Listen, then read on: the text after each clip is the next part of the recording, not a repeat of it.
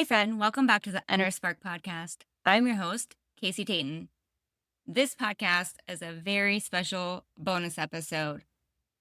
My pod sister, Kana, brought us all together, all of my pod group together. It is a pod group that we all have podcasts, and we all were in Kathy Heller's world, and that's how we all became pod sisters, and we meet weekly. And this episode is so special and so powerful.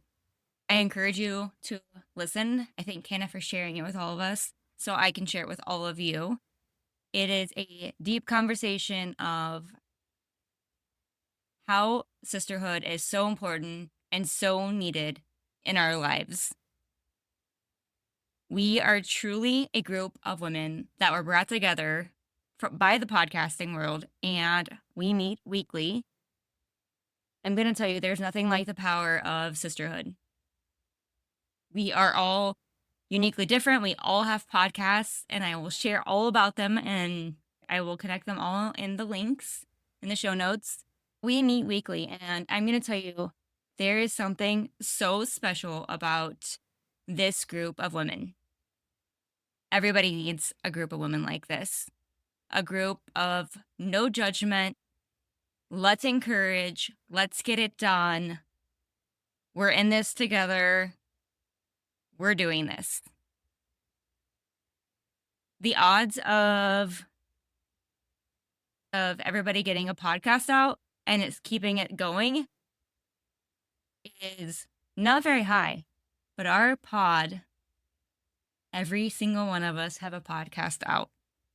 And every single one of us are continuing down this journey of new, fun things.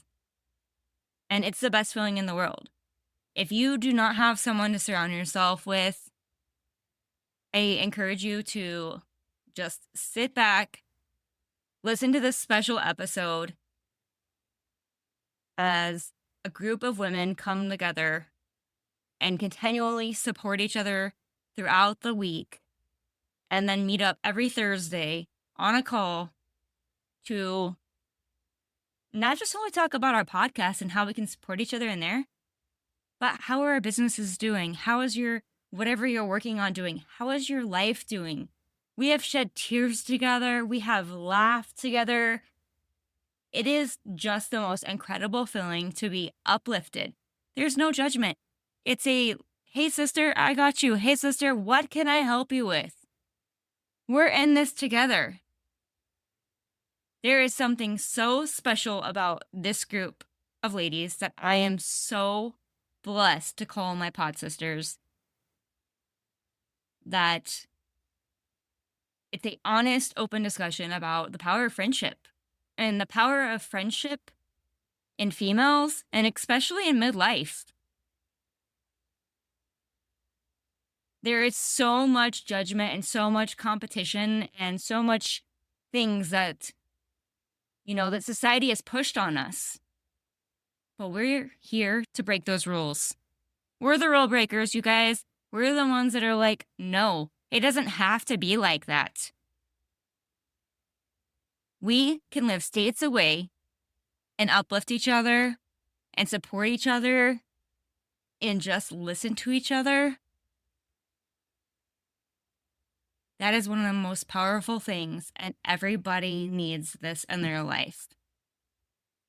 And we're here to encourage you to start opening your eyes and find a friendship like that. We all need friendship.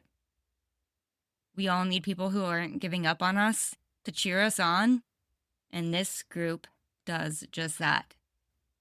So sit back, relax, grab your favorite drink, or go on a walk, do whatever you do to listen to a podcast, and you do not want to miss this episode.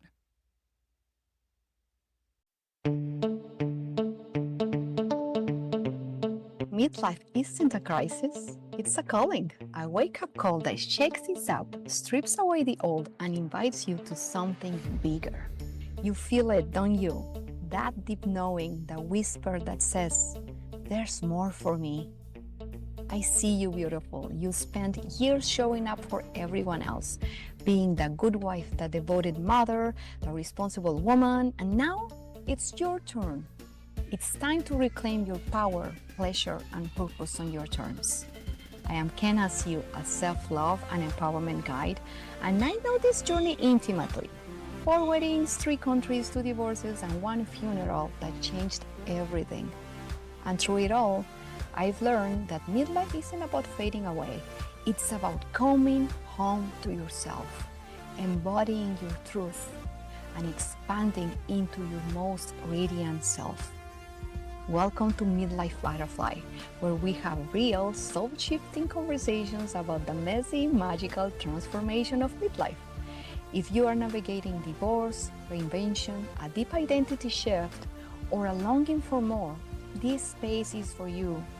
We explore mindset shift, self-care rituals, and embodiment practices that help you cultivate more joy, freedom, and connection to create a life that feels damn good inside and out. You'll hear from inspiring guests, my own raw and real experiences, and the lessons that come when you finally choose you. So if you're ready to stop surviving and start driving in full alignment, welcome. Your next chapter starts now. This is Midlife Butterfly.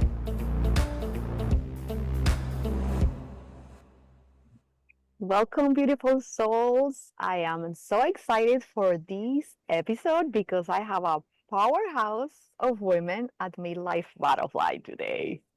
A group of 5 amazing and authentic women, which I have the pleasure to become part of their lives and they are part of mine. Thanks to podcasting, they are my pod sisters in the podcast program we're taking with Kathy Heller. And I can't wait for you to hear their stories, their wisdom, their joy, and feel their energy, because this is going to be amazing. And we're going to dive into the topic of sisterhood in midlife and the power of female friendships. I will let each of you to introduce a little bit of you in a few sentences so people can start noticing your voices. So every time you do a share, they can recognize who you are. I'm just going to take your names in advance. So we have Tracy Hill, Jennifer Chambers, Casey Tayton, Dana Hunter Pradella, and Jaima Patel. So thank you all for being here. Such a pleasure to have you here, sisters. And I can't wait to start this conversation. Yay!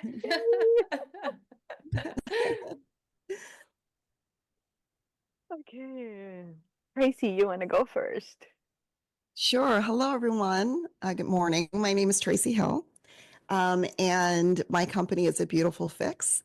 I help women redefine and reconnect with what truly makes them feel alive, to stop relying on external answers and really to start to trust the answers within. And I do that through my podcast, retreats, and tools like human design.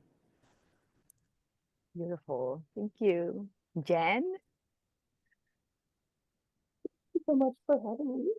And hi, all of Pleasure. us. My name is Jennifer Chambers, and my podcast is called Resilient with Jen Chambers. I talk to people about their stories, and as a writer, I feel like people's stories are so important. And it's my pleasure to be able to share other people's journeys. I often talk about people with chronic illness, and that's my specialty. Thank you. Casey? Hi, thanks for having me. I'm Casey Tayton. I'm the host of the Inner Spark podcast, and I also run an organization doing parties for kids in the hospital. So my mission is to bring smiles to any kid going through a battle in my hometown. Thank you. Dana? Thank you, Kana. I'm Dana Hunter Fradella. I'm coming to you from New Orleans, Louisiana, the most magical place on earth. And I am a transformational life and career coach for women. And my company is called Girls Who Recover. And I'm the host of the podcast, Girls Who Recover with Dana Hunter Fradella. And my mission in life is to help women transform their biggest setbacks into their most gorgeous comebacks so that we can live lives we absolutely love. Thank you so much for having me. It's a pleasure. Jema. Hi, y'all. Thank you so much for having me on here, Kina. I really appreciate it. My name is Jama Pantel. I am in Austin, Texas, and I am a portrait photographer turned author, educator, run influencer, and now chasing my dreams and starting my podcast, brand building, living the whole picture. What I learned being in the studio and behind the camera all these years as the confidence that we lack or don't have in ourselves really comes out on screen, on film, on camera. And so my goal now is to help women find that confidence so it shows, so they shine in life, on camera, in business, and in everything they do. Thank you. Thank you. Oh my God, this is fantastic. Okay, so let's dive in with some of the questions in here. Well, again, we have the pleasure to meet through the podcasting program that we are taking at this moment, but we know that there are many women, especially with midlife, who feel like friendships are harder to maintain. So why do you think that happens? And how can we shift this narrative?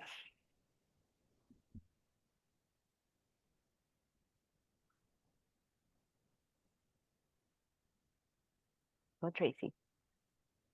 Yeah, so this, when you reached out to me about this, I thought this is so timely because I am married. I have 4 sons. My dog is male. One of my cats is male. My whole life is become very testosterone filled. Oh, well. And realized recently that I truly miss sisterhood. Like I've been very neglectful, I think, in being a friend and recognizing how important that part of my life is. My life became very much about my family. And so I think that's one of the reasons as you get to midlife and your life is about all the things. It's about work and keeping the household going and appointments and sometimes friends, at least for me, it started to almost feel like not optional, but it was just with my long laundry list. It was harder for me to reach out and check in on people. Like I'm a great texter. I will do it. I will check in by text, but physically making time to go see them was something that it fell to kind of the bottom of my list. So I think that's a big part of why it becomes a little bit harder. We're more isolated. Everyone's working from home. But I made it a priority recently to really start to work on making this a priority, recognizing how important sisterhood is in my life, and it's made a big difference in the last year or so. Yeah, it's about taking the step also, not waiting for everything to happen to us, right? So thank you for your share. Absolutely. Dana. Yeah, I relate so much. So I could have basically said, except for the boys, I have 3 girls. Same story, right? So I just think about my journey through sisterhood and friendships. I had close friendships when I was in high school, and then I was in a sorority when I was in college. And so that sort of automatically gives you a great group of friends. But something happened to me, and there are 2 things I think that contributed to that is I got really serious about chasing my career, like trying to do really well in my career. And I just got super focused on that and prioritized that over other things. And the other thing that is maybe unique about me, at least on this call, is that I had really terrible alcoholism. And so I don't think that the ism part is unique, right? Like everybody is recovering from something, but in that recovery or before the recovery process, it was a lot of isolating and a lot of separating and a lot of I'm different, or at the end it was very much like hiding. And so even when I got sober and got in recovery, there's this narrative in my head that like I'm different. I don't even know how to make friends. Like by the time I got sober, I couldn't even like talk to women. It's advised in 12-step programs for you to get a mentor, and women need to work with women. And even for the first year, I was like, no, I can't. I don't even want to. And so that's been a whole different story and journey. But I think that there's something that happens where we feel separated or isolated, and then we prioritize other things because it's a little easier than having intimate friendships and relationships, which I found are so important. And I love this group because we get to practice that right. We get to practice that right here, holding space for each other and Definitely. learning what it means to be in sisterhood. So Yeah. Thank you. Thank you for sharing part of your story as well. Jema. So much like Tracy said, I am surrounded by boys in my personal life. I am the oldest daughter, two older brothers, and we are all back to back in age. And if you know anything about oldest daughter syndrome, they are the strongest man you'll ever meet. true. That's true. Yeah. And so there is a gap between me and my little sisters. So I grew up around my brothers. My parents will tell a story when I was a little girl. My brothers were running around with their shirts off, and I was constantly taking my shirt off, like I was convinced, why am I not a boy like this? And then I am the proud aunt to 5 boys. So my grandparents Wow. have nothing but, or my parents have nothing but 5 grandsons. So I am surrounded by boys in my everyday life. And so, I always related to them where I was in sports. I played Little League Baseball. I was the only girl on the team. I did karate. Back in the day, it was the boys' club, not the boys and girls club. I was the only girl in karate. So it was always easier for me to relate to boys on the sports front. As I got older and in my professional life, I had a career in politics, and in Texas, politics is also all about men. And so that's when I started being drawn more to the female leaders and started creating friendships with strong female personalities. And that's where I finally started being at home with the female friendships. But I recognize how busy so many women are. And I think that's a huge part of why maintaining those friendships. And I found that the best friendships with my female friends these days are the ones who aren't needy, and we can go months without seeing each other. And the second we're together, we're like, kindergarten girls squealing best friends again. Oh yeah. Well, for me also, that's the best kind of friendships. You're not codependent, like wherever you're available, then you're there, and then it looks like you just see yesterday, even though sometimes passes like months or even years, right? Yep, absolutely. Yeah. Casey.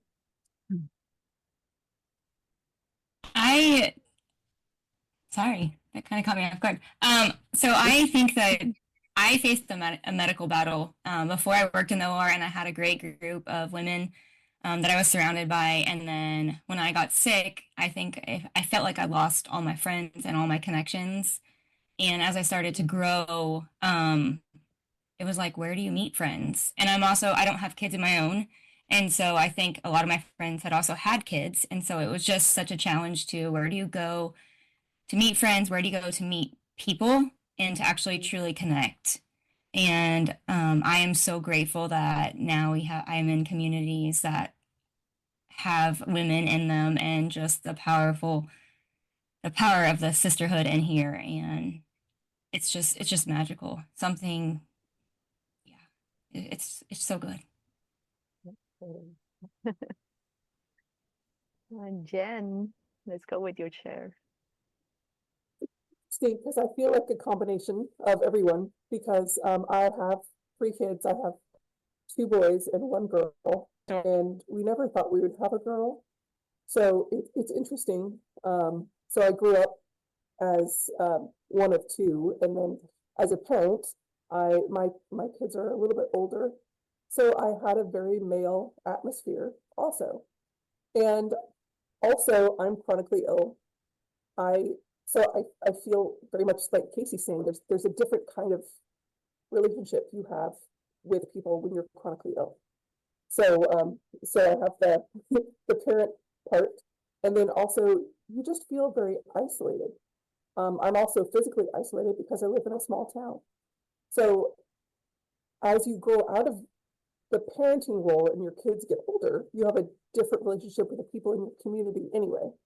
And then as you grow into the different stages of being chronically ill, you have to relate to people in a different way in that way. So it's interesting, and especially as a woman, there's a lot of competitiveness that I feel like, when you're an early parent, you're like, who's the best mom and who makes the best cupcakes and all that kind of stuff.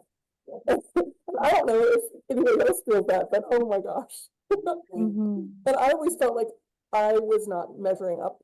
I think all parents feel like that. But so then trying to relate to those females that were very competitive, then it's interesting as you grow older and grow more into yourself, you kind of leave all that behind.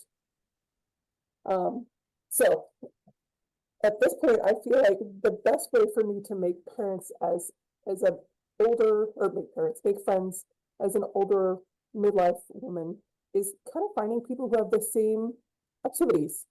So not only this wonderful podcasting group, but I found a lot of community within the writing community, which is interesting because that's also starts out competitive, but then you realize there's room for everyone.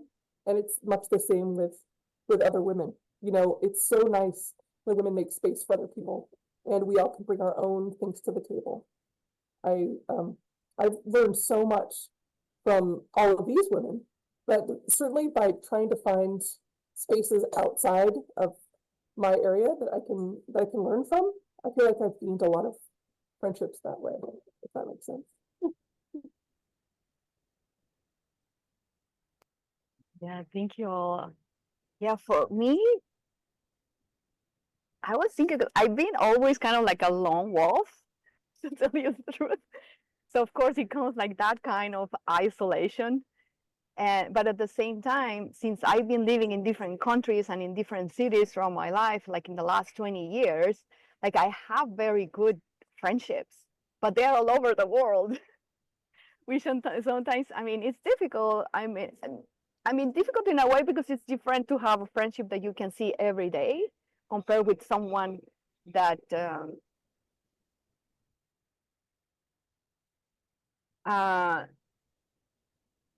that you can then connect online once in a while. And I mean, it's not the same kind of flow, if I can put it that way, because sometimes we prefer just to be more in contact in presence of the person that long distance.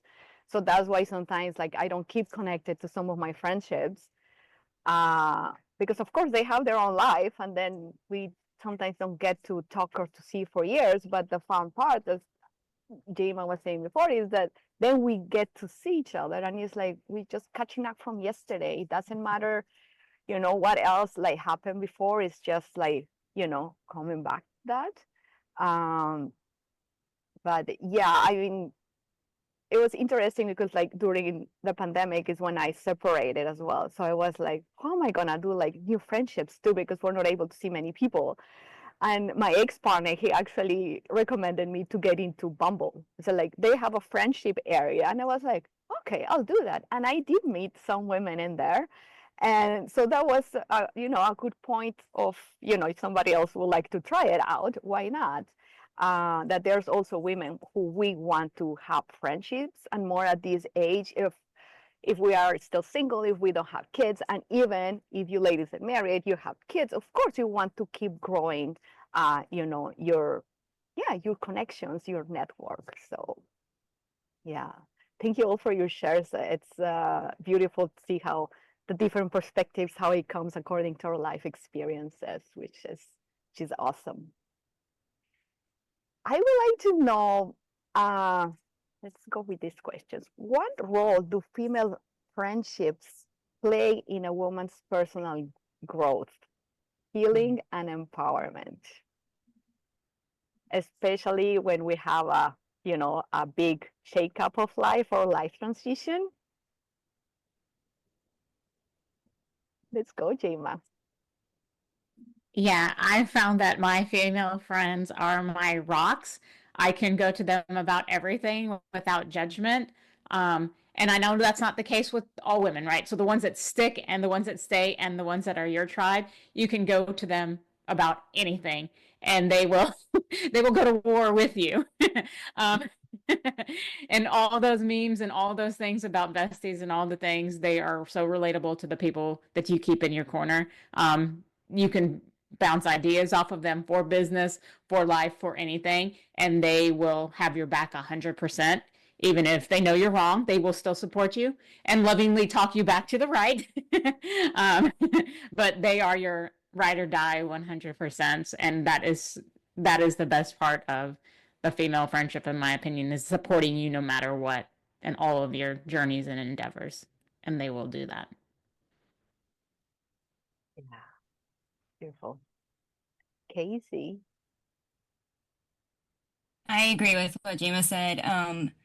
As we grow and change in life, our friends change and the people we connect with change. And I think this group of ladies right here is someone I turn to often. And we've laughed together, we've cried together, we've held space for each other. And I think when you have a circle, I know we all have more than one circle of friends that they're going to hold you accountable, and they're not, I mean, they're going to pick you up when you're down, and they're going to encourage you and inspire you to keep going. And those are just, it's just so powerful when you can connect with a strong group of women like that. And I believe they're out there, and you just have to find them. And as you keep growing and changing, they're going to change. Some of them may change, and others may just grow with you and just make your life that much better. Yeah. Yeah, it's amazing. And I'm so grateful for this group. Like, we have so different personalities and backgrounds and stories and life experiences that it makes it so rich. Like, this is a super wealthy group.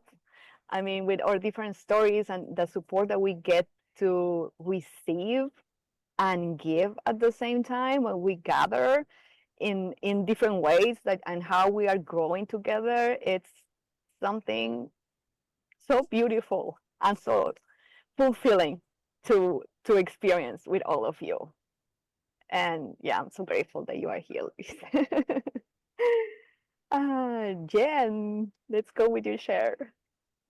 One of the things that I think, to kind of piggyback on what Gina and Casey said, one of the things that is so special about this group in particular, but it makes a space for people to be vulnerable. And I think that as we grow, like Jima was saying, women have each other's backs in a different way because we allow the women in our lives to be vulnerable and to share those kinds of hard things, and talk about solutions, and then talk about and just exist in a way that a lot of other spaces don't allow for. And that's why I think both it's harder to grow those friendships sometimes because you have to feel free to be vulnerable, but also that once you have them, they're so incredibly powerful.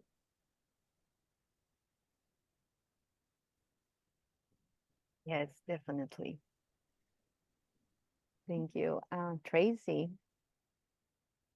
Okay, so Jen just mentioned being vulnerable. I'm gonna go there. Yes, Listening to you please. ladies share. It's just us, right? There's no one else listening.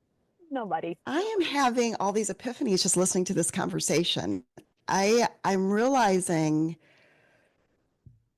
I think I'm intimidated by women, and I have a fear, which I always have. I grew up super sensitive. You could hurt my feelings like that. Look at me the wrong way, and I'm like, oh my gosh, this person isn't.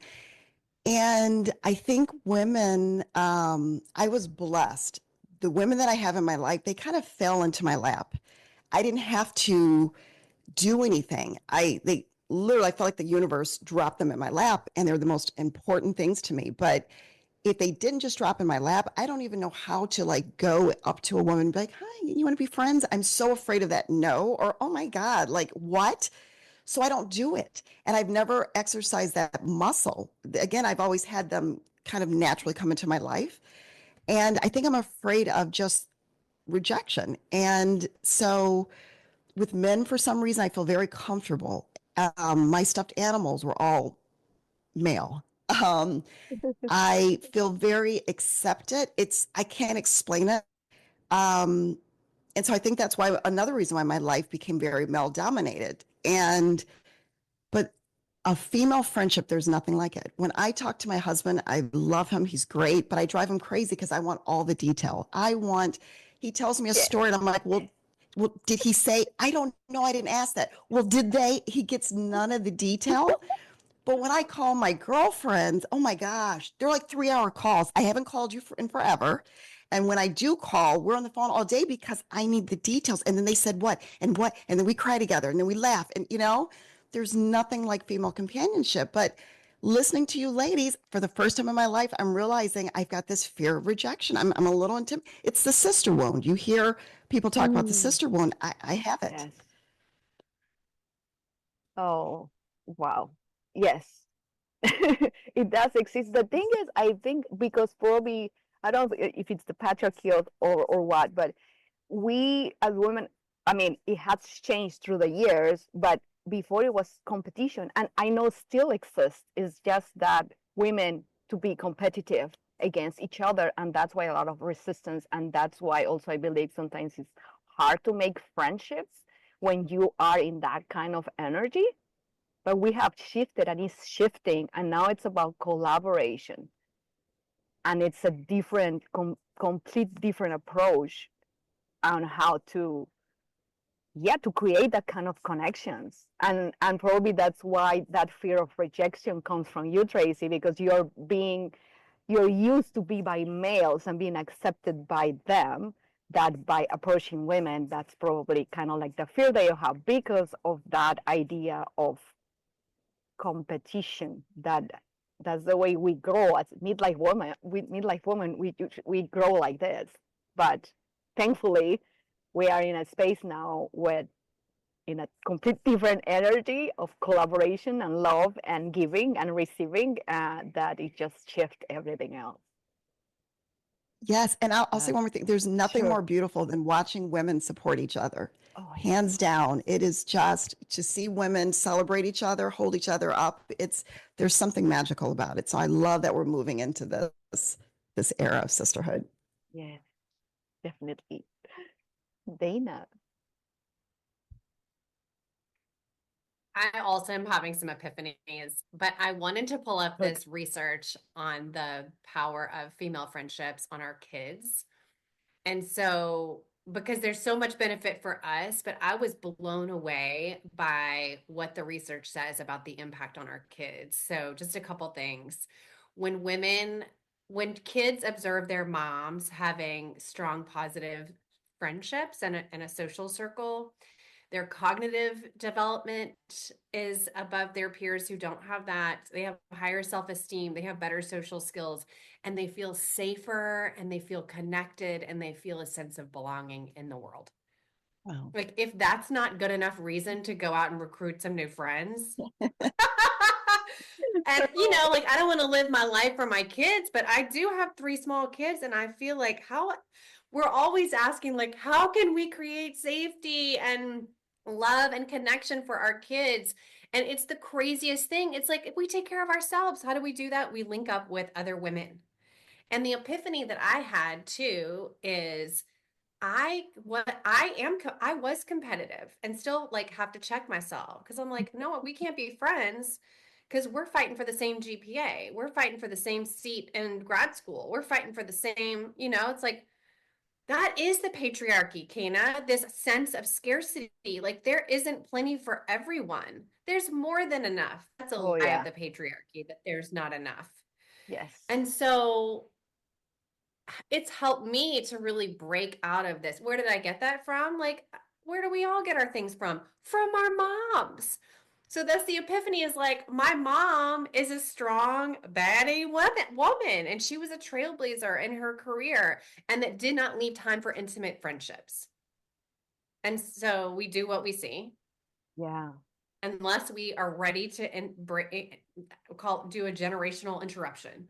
And that's what I think we're here to do, right? Interrupt the generational patterns of women competing against women for what, right? What, for men, for careers, for the things that, like, by the way, when we get them, we're like, what? Why am I alone? Why is this not making me happy?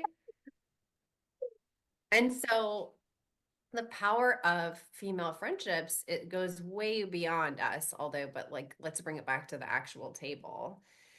That's one thing I feel really proud of is once I was able to release this narrative that I'm separate and I'm different. And if I, and there's a competition, here's a secret. There's no competition. But it still comes up for me too, even in the podcasting program. I'm like, well, why does she have a billion downloads? And I only have, it's like, oh, hush, patriarchy. Step aside. Yes. And then working against that, where I reach out to that person, I'm like, that's amazing. I'm celebrating you and meaning it really deeply. And the other thing, I just want to say, I messaged this group about 30 minutes before we signed on, and I was like, hey, I am having a meltdown. I will be there. Right? Like, and just being open about what is actually real. I've cried on the calls.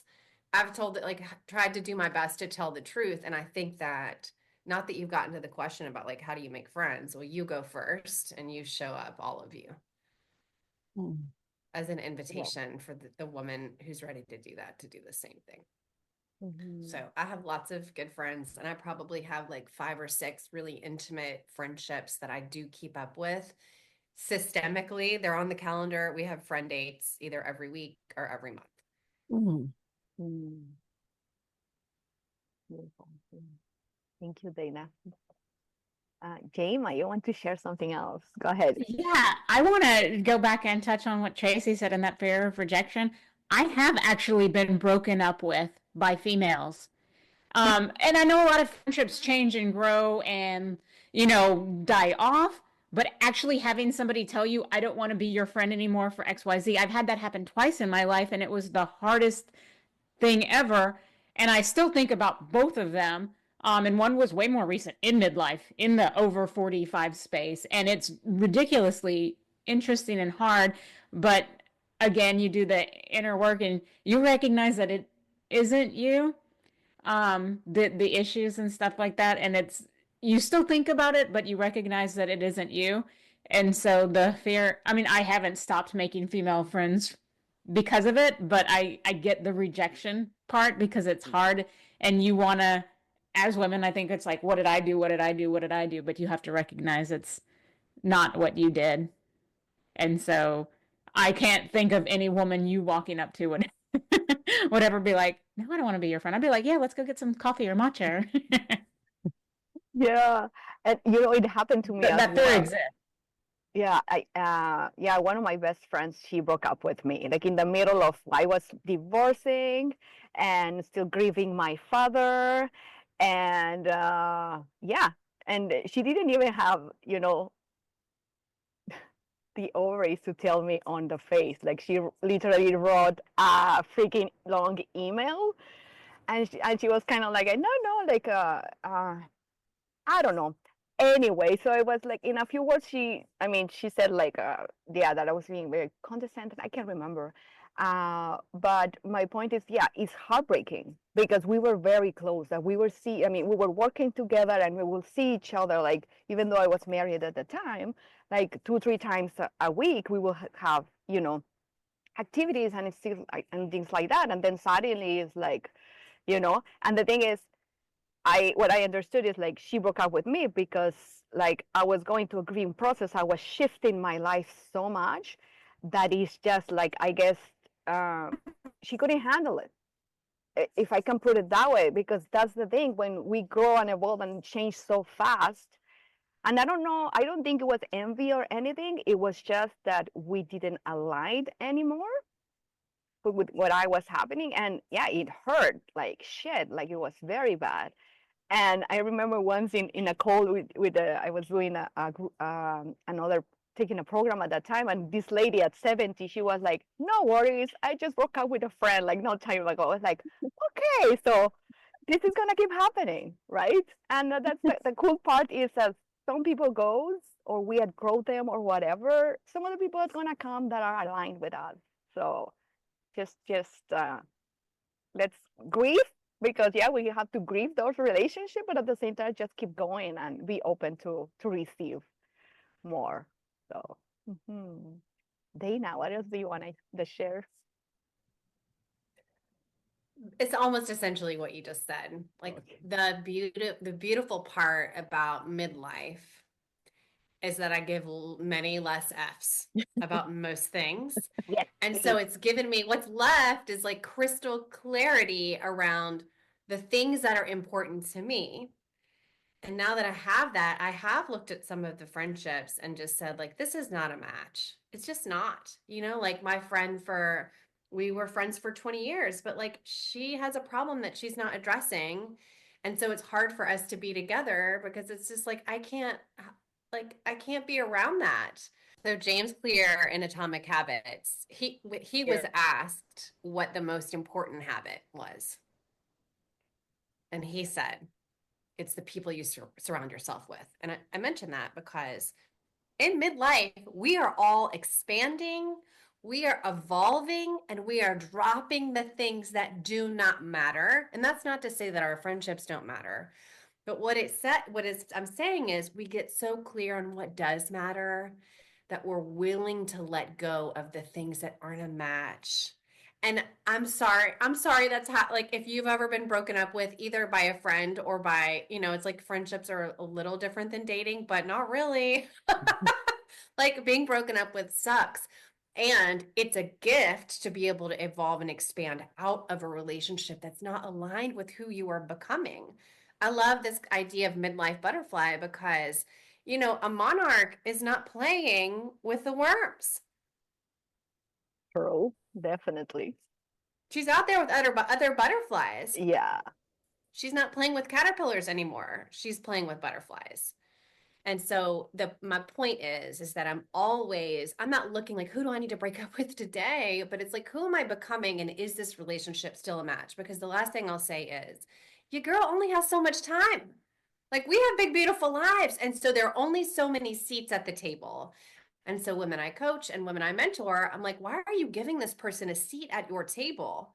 There are only so many seats. You need to excuse them and make room for who you want to attract in your life, who's going to mirror the energy that you have. And so, again, a call to elevate yourself, work on yourself, pour into yourself. And then we start to attract the women who, like we have together, we attracted each other. Yes, we did. Isn't it a gift? Because you're all amazing. Okay, that's me. That's it. Yeah. Really quickly, Katie, if I can just, Go it ahead. makes me think of this analogy.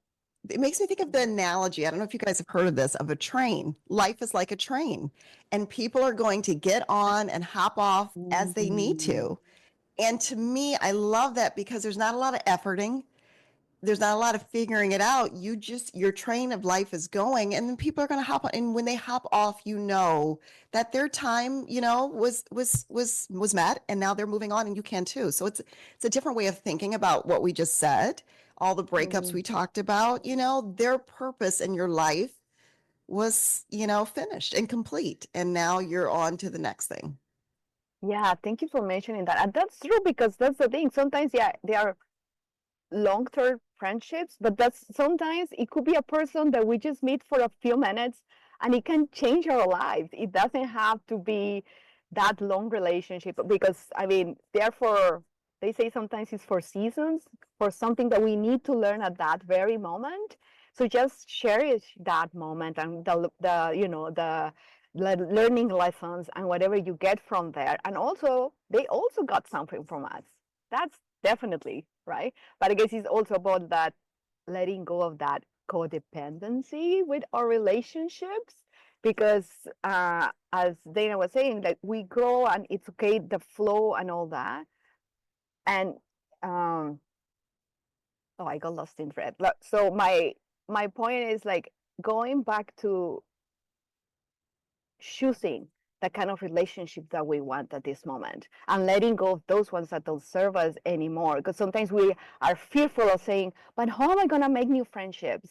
Right. And more, again, if we come into midlife, it's like, I'm not going to find more friendships. So, and it's like, no, I'm in this friendship, even though it's me and the one chasing them and stuff. So stop that. We're not from that anymore. It has to be reciprocal. It needs to be nourishing both sides. It has to, it's a relationship. It's not a, one solo person, like just streaming from there. So yeah. Jen, what do you have to share? Well, another analogy. My husband has said this to me when I've had friends break up with me, and sometimes he told me that people are in your lives, they're a chapter, they're not the whole book. Exactly. And that really helped me kind of get perspective on it. Like you're saying, you have something to learn from people, even when there's a breakup. And they have something to learn from you. And it helped me just kind of be more at peace with it, that, it isn't necessarily me. Maybe they were done with my chapter and I need to be done with theirs. That's the hardest thing to accept. But like Dana was saying, you get to choose that. And interestingly, so the other thing I was thinking about, this kind of goes back to something Tracy was saying.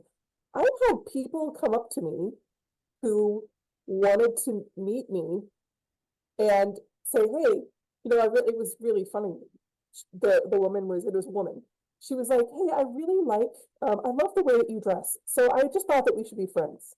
And I admired her guts so much. So to come up sweet. to someone that you don't know, you've seen them across the soccer field, and just to walk up to you, and first of all, it was very nice to be flattered, but that's one of the hardest things is finding a way to break the ice with new people Yes. and become friends. Like, it's okay to just compliment people and talk to them. That was revolutionary to me. That's beautiful. Yeah, so about breaking the ice, because I know there's a lot of women who feel alone right now. So what would be some of your tactics to breaking the ice? This is a wonderful approach. Do you have any ideas how you approach? Dana.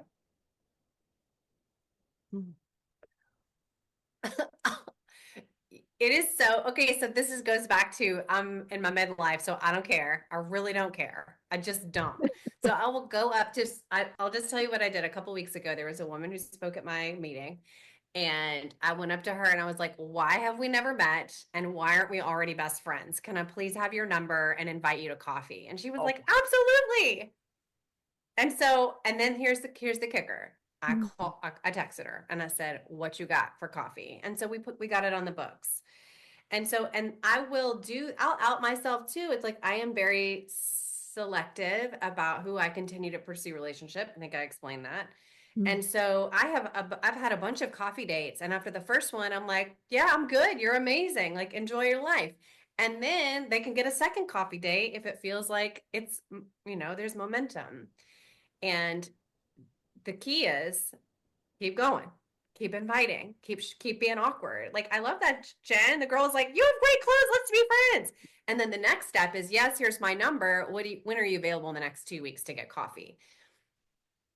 And if you're virtual, when are you available in the next 2 weeks to drink coffee on the Zoom and make avatars and funny faces? I love that. Yes. Jema.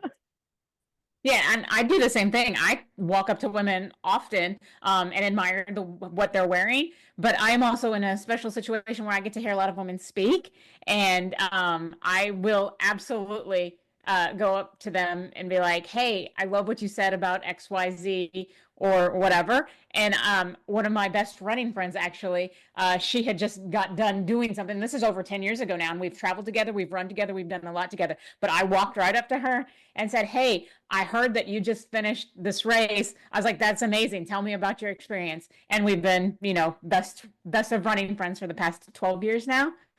So just find something you like, walk up to them and tell them. I mean, that's what it is. Yeah. I think it's also this approach of being open to it. Like the other day, I went to the ATM, which didn't work, but it was good because then I met this lady and this young woman, and then we just keep walking to the other ATM, and then at the end, we end up watching the sunset, and then had dinner and a drink, and we spent like 3 hours together, and it was just fantastic. I don't know if we're gonna keep in contact or not, but just that connection for a few hours, it was so nourishing and so great. So again, it's also about not attaching to it, and yeah, grow the relationship if it feels like, you know, there's more in there, or if not, just let it go and enjoy that present moment in that.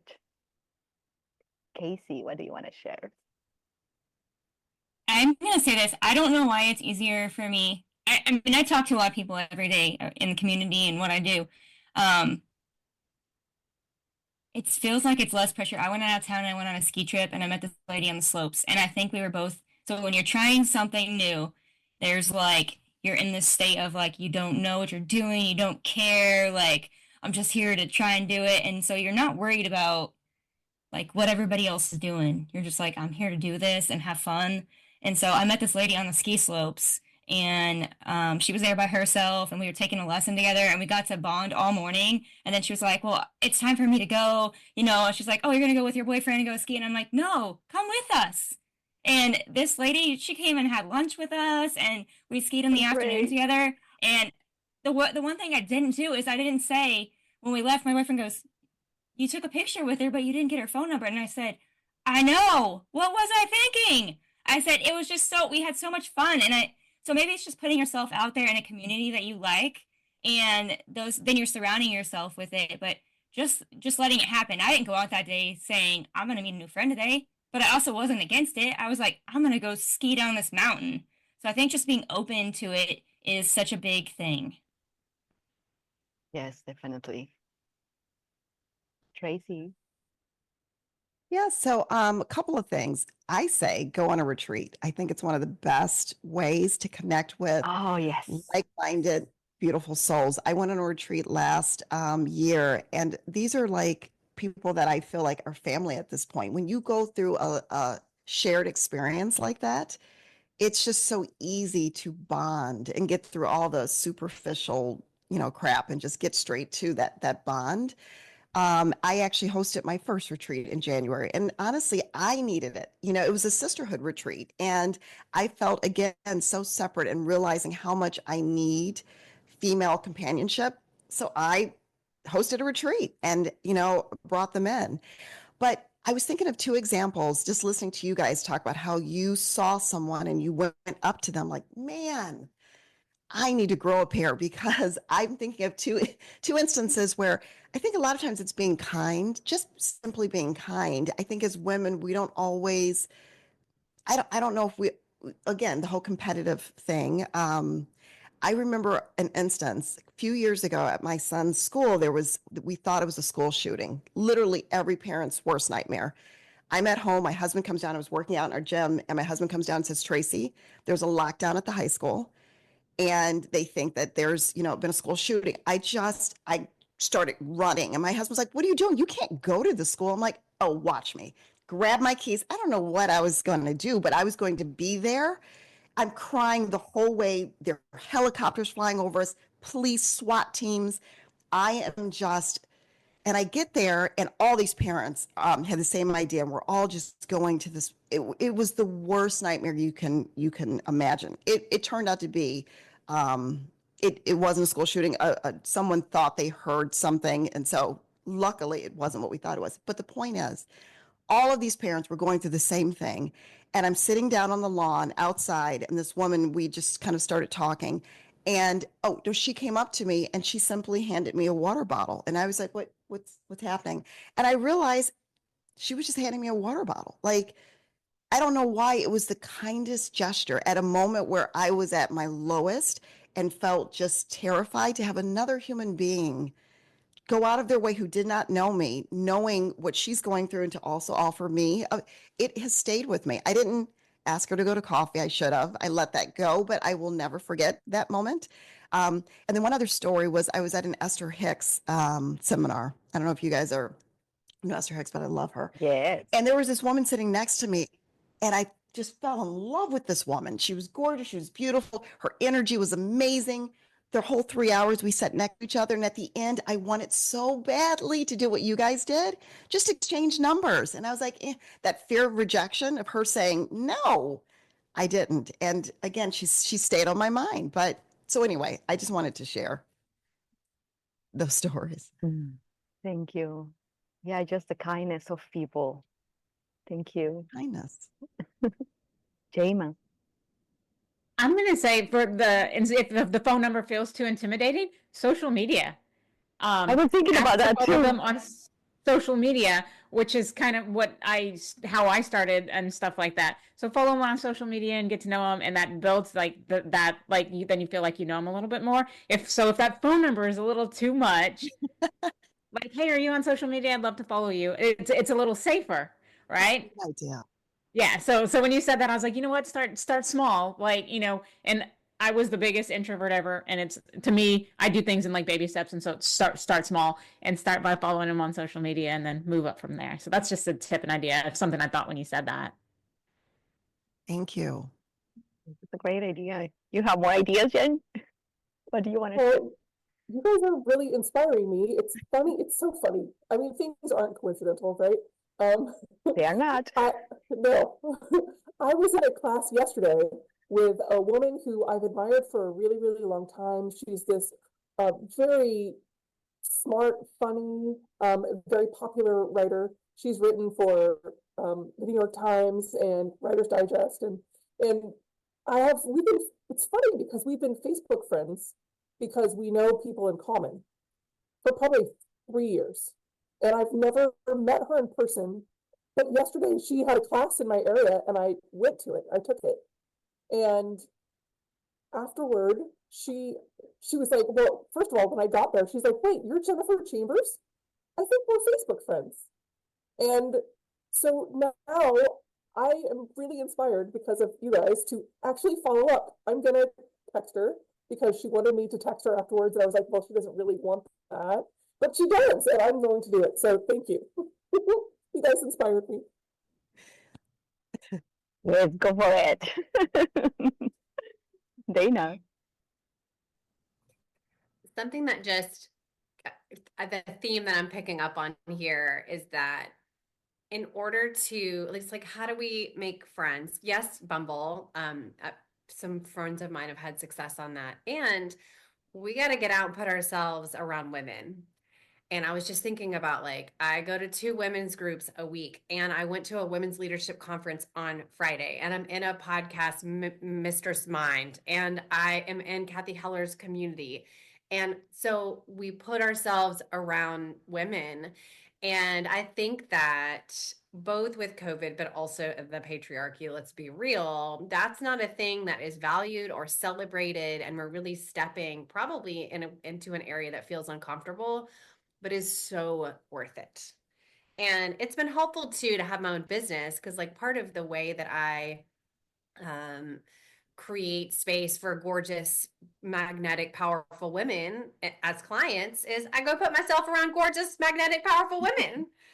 And I'm like, really? You're looking for a coach? I got you. But so we can sense the energy, and the more we can put ourselves around powerful, empowered, beautiful, also imperfect, and not lying about it, women, the more likely we are to find the women who get seats at the table. I feel really good about that. Yeah. And that's the cool part that, as you said, you are in all these circles and programs and stuff, and we are here now, that's how we can also make these kind of friendships and that are aligned with us, what we are doing. And at the same time, because of this specific group, it's like we keep growing, we keep evolving. So it's part also of our self-growth, because with our stories, just by sharing at this very moment, like we still like learning and getting new ideas and feeling inspired. So that's really the power of sisterhood. So thank you so much. Let's go for the last question of today. Well, one before the last. What are some of the most powerful lessons you've learned from women in your life?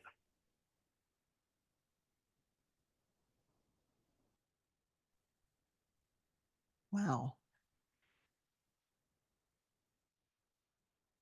I'm not gonna raise my hand. I'm just gonna go. This has been so recently, and it is the most powerful thing. It's when women show up as exactly who they are, we become lighthouses for every woman within our orbit.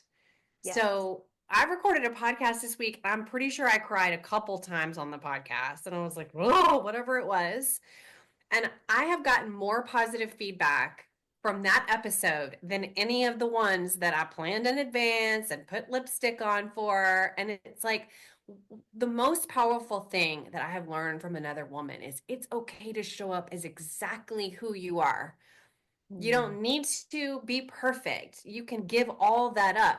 That's a narrative of the patriarchy and it's a lie. So let's set it aside and show up messy and show up crying and show up powerful and show up is exactly the way we are, because that creates space for the next woman to do the same, right? Like my favorite thing about this work is we're all doing podcasts and nobody's trying to be perfect. No, it's just the message. That's so empowering for me. Yes. And and that's the thing that I'm taking is like, I don't have to do my life perfect. I don't have to be the cupcake mom. I don't have to be the fastest runner. I don't have to have the most popular podcast. Like, I just have to show up as exactly who I am, even if I don't know most of the time. And let that be okay. Yeah, because it's okay. It is okay. As we were just saying before, like we came a bit late today, everyone, had setbacks, whatever. And then here we are. It's just taking our space and then having the vulnerability to share that also and to say, you know what, just allow me because I need a little bit more space or time. It's just so valuable. And then at the end, we're just here and this sharing from the heart, and that's what matters. It's perfection. It just goes to the trash. Casey.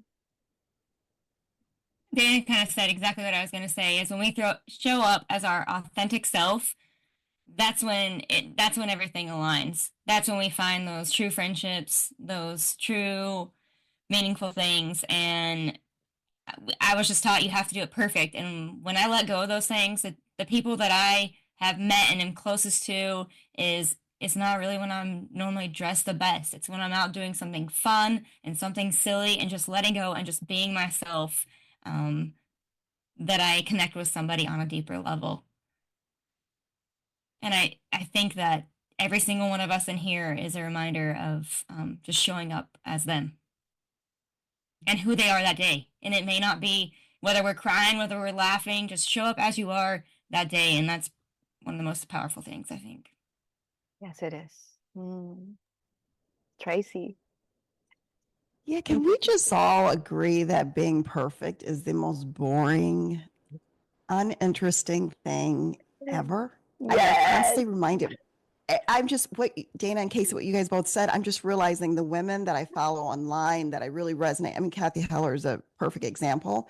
When they show up exactly as they are, it is the most beautiful, empowering thing ever. It's so much more interesting than someone trying to be perfect. So anyway, that was just a sidebar. But I was going to say, I think I've learned from women how strong we are and how resilient and how layered and it's how beautiful the layers are. You can have a woman who is incredibly powerful and then she's in tears the next moment. And then she gets right back up. And just listening to your stories, I've had the ability to, to listen to all of your podcasts, blown away. I mean, I've been spending months with you guys and had no idea about your stories, your backstories. Many of them would have broken me over and over again. And I would have had no idea because of the beautiful souls that you are, what you've been through, but that's what makes us. It's those battles that turn us into the beautiful souls that we are. But the last thing I would say, I think what I've learned the most is from the younger generation. So many times we're harder on the younger generation, like, oh my God, this younger generation. I've always marveled, and maybe because I have so many children, my 4 sons, that I've learned to embrace it. But when I was in corporate America, everyone got upset with the younger generation because they came in and they asked for the promotion right away and they weren't going to work their lives away. And they wanted to go on vacation all the time. And who do they think? And I thought, good for them. Good for them. We're upset with them because they're doing what we weren't brave enough to do. Yeah. They're all telling each other their salaries. as a hiring manager, there was a time where there was a whole discussion about you guys should not be sharing what you make. And I was like, absolutely, you should not. Of course. And so I went to my team and was like, guys, don't do it. Do not share blah, blah, blah. And someone in my group was like, that doesn't feel good. And I was like, wait, what? And they're like, that doesn't feel good. Why can't we share what we make? And I just had to stop and think about it like, yeah, that you guys have a point. Instead of me staying on my no, you're not supposed to, I had to ask why, yeah, why can't you? And so I agree with that and not wanting to slave their lives away and they want to get in and be the CEO right away. Good for them. It doesn't mean that they're going to be, but why not want that? But the thing is, watching the younger generation of women celebrate themselves. Lizzo saying, I am beautiful exactly how I am, with all the haters saying she needs to go sit down. She's not shaped like her traditional model. And she's like, it drives her even further. Watching women say, I'm beautiful, I'm good at this. I'm like, I could have never. I always had to downplay and dim that light to be liked, or so I thought. But to see these women, I just think it's powerful and it's beautiful. And I've never looked at anyone celebrating themselves and thought less of them. And it endears me to them even more. So that I think is the biggest lesson I've learned is from the younger generation. Beautiful. And thank you for bringing that out. Yeah, that's true. That we didn't dare at that point because it was different and things keep shifting. So, hell yeah. Oh, beautiful. Jema. Yeah, Tracy totally stole my thunder on that one. I was going to say how resilient women are. Everybody has a story. I learned this lesson at a really young age, and I'm glad I did. But how resilient and powerful they are, and how they continue to show up with grace. And so that's the thing. I have seen people who have had bad things happen to it, and it eats them up, and they turn into awful individuals because they aren't able to process it. But the majority of the people, of the women, continue to show up with grace. And that to me is one of the most inspiring things. Like, you can be bitter, you can be angry, or you can continue to show up with grace. And the resilience in showing up with grace is one of the biggest lessons that I've learned, and how to do it. Thank you. Thank you, Jema. Yes. Jen. Similar to what Tracy said, also, I think the biggest lesson I've learned from the women in my life and the women that I admire is that they own it. Women that own their power, women that believe their own press. I think that's the most incredibly inspiring thing. And I aspire to that very much so. but seeing women be themselves and non-apologetic, just, nope, this is who I am and this is what we're doing. And I learned so much from that. I feel like I absorb a little bit more of that when I see another woman do that, if that makes sense. Like, I want that so much for everyone. But so I find so much strength in seeing other people own their own power and be themselves. And the women who do that are just so incredibly inspiring. Yes, they are. And you are all inspiring. And yeah, showing, say, like, I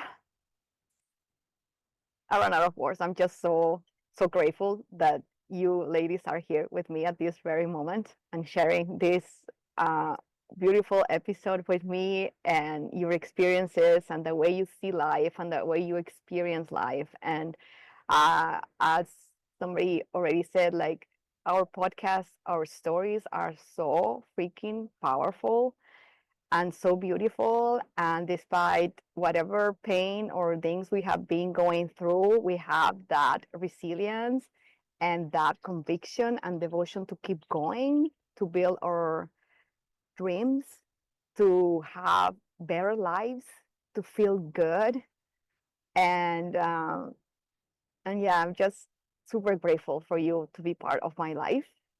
And I want to close with a little question that I ask all of my guests, which is, what's a pleasure that you enjoy the most?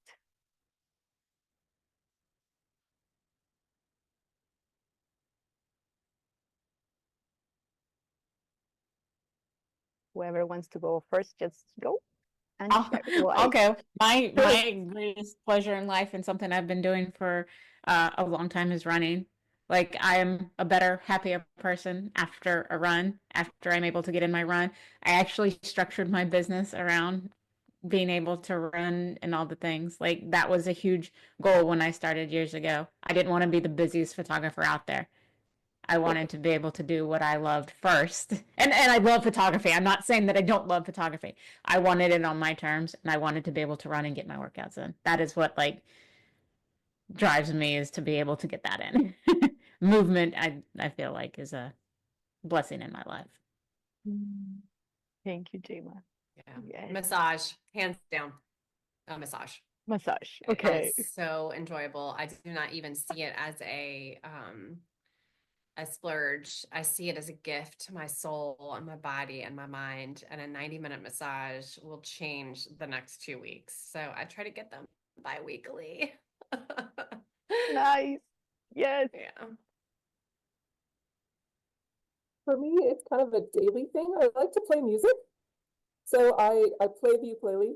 I was actually trained to sing professional opera, but I don't do that anymore. But so I play music, and if I can play music every day, I feel whole. So that's a kind of I just do it for myself, but that's the one thing that I tried to make a list one time of all the things I need to feel whole, and it was exercise and playing music were the top of the list. So for me, those are my pleasures. Mm-hmm. Okay. This is going to sound like a shameful plug, and I apologize. But the reason why my business is called A Beautiful Fix is because I asked myself that exact question. What is it that lights me up? And it's everything that you guys answered. It's beautiful things and moments and experiences like this panel right here, but it's the massages, it's music. I mean, music can take me to a whole nother plane instantly. It's nature, it's going on walks. So I know it's a little bit of cheating saying all the things, but it's laughter. It's just beautiful moments, beautiful things that just elevate your state instantly. Yeah. I agree with you, Tracy. I don't know that I can just say one thing. I think it's just I mean I love the lake, it lights me up. I love working out.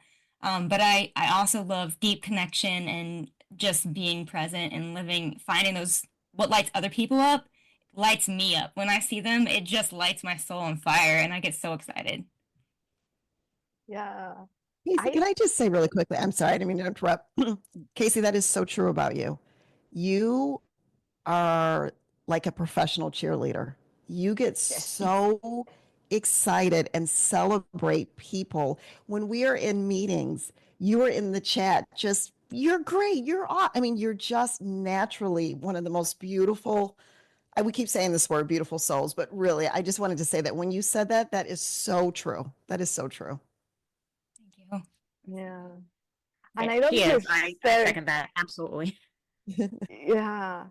And I think the more present we get to be, the more we actually get to enjoy whatever we are doing. And it can be a pleasure every time. Right? As you say, Casey, that just this connection, this panel of, great conversation, such a fucking pleasure. Yeah, I mean, we can have pleasure of almost everything if we choose to see it that way. So, yes. And closing with that pleasure of this conversation, of this panel, Pod Sisters, thank you so much for your presence. Thank you so much for being in my life. Thank you so much for your energy, your love, your radiance. And yes, thank you for being in Midlife Butterfly. Thank you for tuning into Midlife Butterfly. If this episode lit a spark in you, hit that subscribe or follow button on Apple Podcasts, Spotify, or wherever you love to listen, so you'll never miss the magic. If you're feeling generous, drop a review on Apple Podcasts. It helps this empowering content reach more souls ready to transform their lives. And don't forget to take a photo of you while listening and share it on your socials. You can tag me at KenasU so I can celebrate you and your expansion. Until next time, keep spreading those wings and living in joy, growth, and pleasure.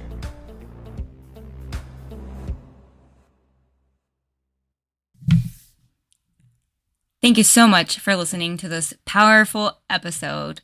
I thank Hannah for sharing this. I thank all my pod sisters for just being real, honest, and honestly, you guys, this is who we are. This is my beautiful group of pod sisters, and I hope you found value and learned so much from each one of us about the value of friendship in midlife and how it is so important for all of us to have. I want to thank you all for listening to this episode, and until next time, go do something. Go say hi to someone. Go give someone a compliment. That's what it's about. Go cheer someone on. Go make a new friend. Until next time, keep letting those sparks fly, my friends. Thank you for tuning in to another episode. I hope today's story inspired you to embrace your own journey of growth and change. Remember, transformation isn't always easy, but it's always worth it. If you enjoyed this episode, be sure to subscribe, share it with a friend, and leave a review. If you found something that sparked you in this episode and may spark a friend, I encourage you to go share it with them. If you have your own story you would like to share, I would love to hear it, so please reach out to me. Until next time, friends, go have some fun and let those sparks fly.